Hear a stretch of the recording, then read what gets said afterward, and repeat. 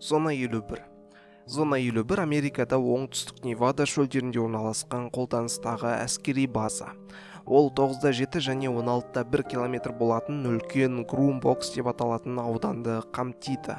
Яғни бұл аудан үстінен ешқандай ұшатын аппарат өте алмайды, тыйым салынған.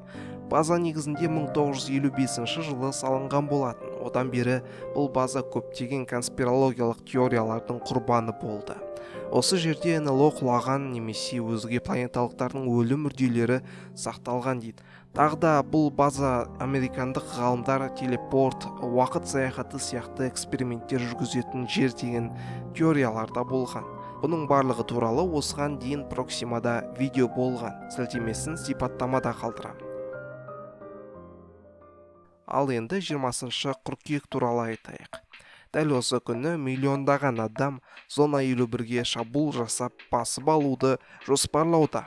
Қалт естіген жоқсыз, шынымен миллиондаған адам Зона 51-ді басып алуға ниет етуде.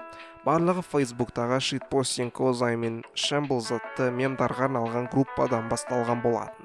Олар Твичтағы танымал стример Смайлей Кунмен бірге Зона 51-ге штурм, бізді ешкім тоқтата алмайды деген слоганмен пост шығарады. Басында жай ғана күлкілі пост болатын, бірақ оқырмандар шынайы қабылдап барлығы келісіп жатыр. Посттың сипаттамасында барлық еріктілер Невададағы Линкольнге өздері келіп, барлығымыз сол жерден біргеміз деп жазады. Солтүстік Тынық мұхиты уақыты бойынша сағат 3-те. Миссияның негізгі мақсаты өте көп адаммен Зона 51-ге шабуыл жасау. Адам көп болса, Зона 51 күзетшілері еш нәрсе жасай алмай қалады, яғни мүмкіншіліктері болмайды. 20 қыркүйекте жиналуға дәл қазіргі сәтте 1,6 миллион адам барамыз дейді. Тағы 1,2 миллион адам бұл нәрсеге қызығушылықтарын білдірді. Барлығы бұл осы ғасырдың ең қызық оқиғасы болады деп ойлап отырса, ақш-тың әуе күштері қанша адам шабуыл ұйымдастырса да Зона 51-ді қорғауға дайын екендіктерін білдірді. Бұл туралы ақш әуе күштерінің өкілі Лаура МакЭндрюс The Washington Postта пікір ретінде қалдырды. 1 миллион адам деген өте үлкен сан.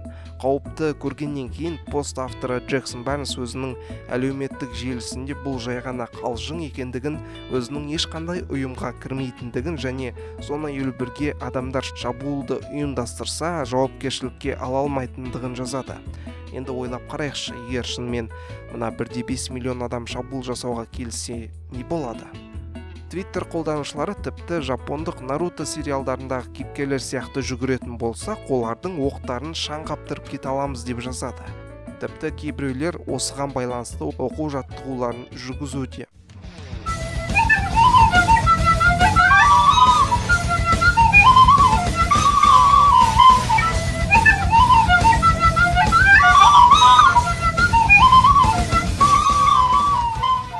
Ал басқалар болса, егер өзге планеталықтарды табу мүмкіндігі туылса, алып қашу жоспарларын даярлап жатыр.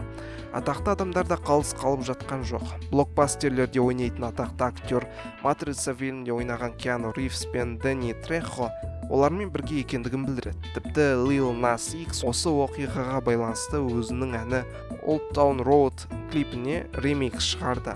Және басты рөлдердің бірінде дәл осы Киану Ривз.